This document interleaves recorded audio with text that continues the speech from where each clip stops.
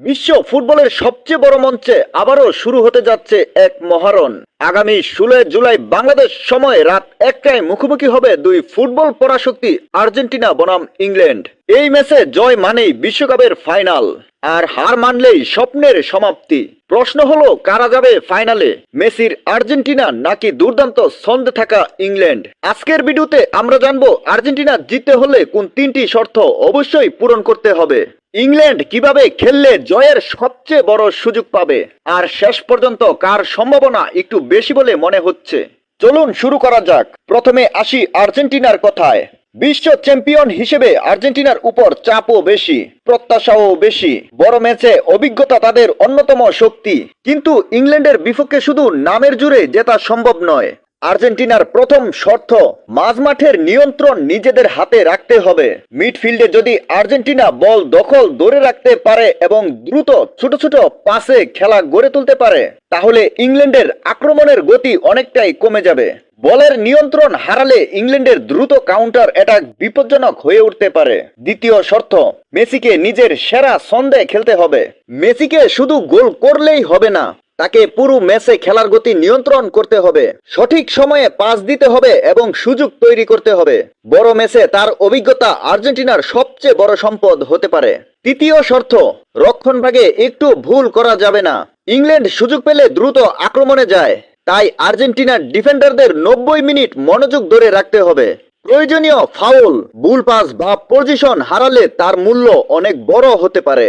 এবার আসি ইংল্যান্ডের দিকে। ইংল্যান্ড যদি এই ম্যাচ জিততে চায়, তাহলে তাদের বিশেষ পরিকল্পনা নিয়ে মাঠে নামতে হবে। প্রথম পরিকল্পনা, শুরু থেকেই হাই প্রেসিং ফুটবল খেলতে হবে। আর্জেন্টিনাকে সময় না দিয়ে শুরু থেকে চাপ সৃষ্টি করতে পারলে তারা ভুল করতে বাধ্য হতে পারে, এতে দ্রুত গোলের সুযোগ তৈরি হবে। দ্বিতীয় পরিকল্পনা, মেসিকে যতটা সম্ভব সীমাবদ্ধ রাখতে হবে।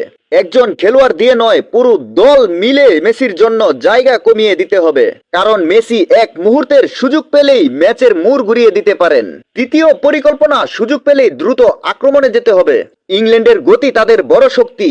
উইং ব্যবহার করে দ্রুত আক্রমণ এবং নির্ভুল ফিনিশিং করতে পারলে তারা আর্জেন্টিনার রক্ষণকে কঠিন পরীক্ষায় ফেলতে পারে।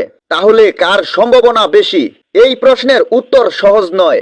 আর্জেন্টিনার আছে বড় ম্যাচের অভিজ্ঞতা, বিশ্বকাপ জয়ের মানসিকতা এবং মেসির মতো একজন কিংবদন্তি। অন্যদিকে ইংল্যান্ডের কাছে গতি, শক্তি, তরুণদের আত্মবিশ্বাস এবং সংগঠিত দলীয় ফুটবল। তাই এই ম্যাচে ছোট ছোট মুহূর্তই বড় পার্থক্য গড়ে দিতে পারে। একটি ভুল, একটি অসাধারণ পাস বা একটি দুর্দান্ত ফিনিশ, এই সবই ঠিক করে দিতে পারে কে যাবে বিশ্বকাপের ফাইনালে। আমার বিশ্লেষণে, যদি আর্জেন্টিনা তাদের মাঝমাঠের নিয়ন্ত্রণ ধরে রাখতে পারে, মেসি নিজের স্বাভাবিক ছন্দে খেলেন এবং রক্ষণভাগ ভুল না করে, তাহলে তাদের ফাইনালে ওঠার সম্ভাবনা কিছুটা বাড়বে। অন্যদিকে ইংল্যান্ড যদি শুরু থেকেই আক্রমণাত্মক প্রেসিং করে, দ্রুত ট্রানজিশনে খেলতে পারে এবং মেসির প্রভাব কমিয়ে রাখতে পারে, তাহলে তারা সমানভাবে ফাইনালের দাবিদার।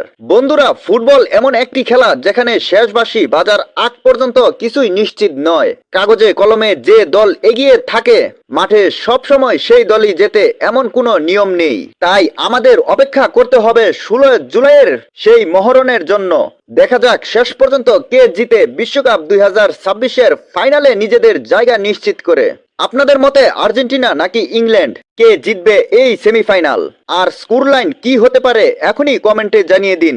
ভিডিওটি ভালো লাগলে অবশ্যই একটি লাইক করবেন, বন্ধুদের সঙ্গে শেয়ার করবেন এবং এমন আরো বিশ্বকাপ আপডেট পেতে আমাদের চ্যানেলটি সাবস্ক্রাইব করে পাশে থাকা বেল আইকনটি অন করে রাখবেন। ধন্যবাদ, সবাই ভালো থাকবেন। আবার দেখা হবে নতুন একটি ফুটবল বিশ্লেষণ নিয়ে।